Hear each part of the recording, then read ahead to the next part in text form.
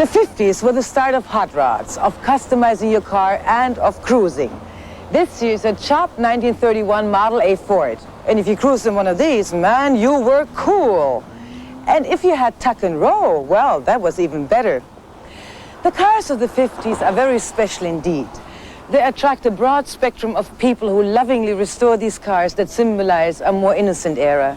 And up and down the California coast, they parade them in a weekly event called Graffiti Nights.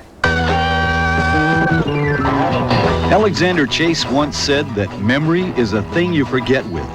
Although the era, known as the 50s, technically ended over 20 years ago, it's far from forgotten as a rekindled fascination has kept it alive.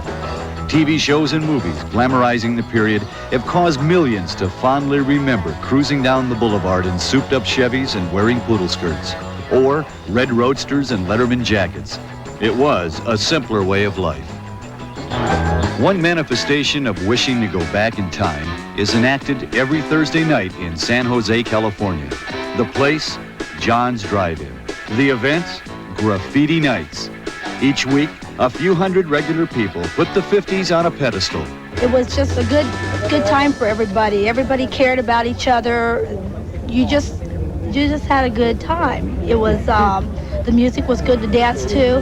It's just people were closer then. You don't have that now. People are too busy working. When these folks get away from work, there's more than dressing up and dancing. In the 1980s, a car is a necessity, a mode of transportation graded on high gas mileage and resale value. In the 50s, an automobile was part of the family, to be treated with respect and tender loving care. One can build up quite an attachment to such an old friend. I've had the car 29 years. I picked it up after I got out of the service, which was an extension of my school days. I have a very emotional feeling about it. In terms of 1, 2, my wife comes first and this car comes second.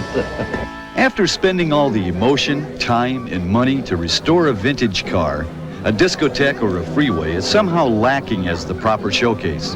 You need a comfortable place to show off, like the drive-in or burger house you hung out at on Saturday night if you were a teenager in the 50s, or wish you were.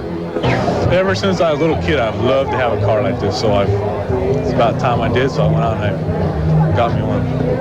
In the 50s, and they were all building cars at that time. They didn't have the money to do it, and now they're building cars like they wanted to build years ago, the dream cars they wanted, and the dreams have finally come true, and got the opportunity to build them and have finally a place to go to show them off and talk to people and all that. My husband started it. He just got a few people together one night and he decided he wanted to begin a car club.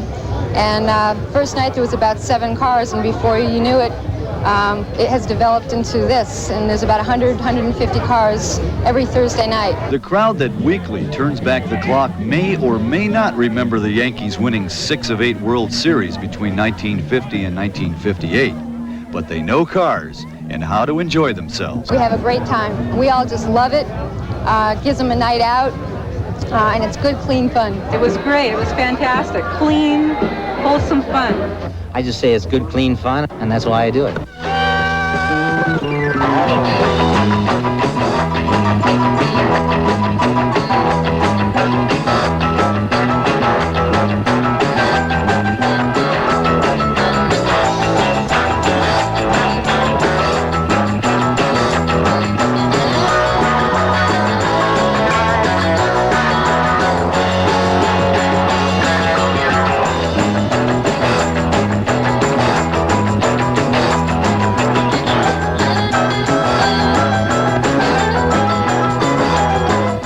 They say you can't go back, but hot rods like this, the rock and roll music, the drive-ins, the movies, the music, the clothes. I've got more money than I did then. I've got a car just like I had then. Who needs to go back? That's it for the exciting world of speed and beauty. And remember, each week, there's much more thrilling action to explore.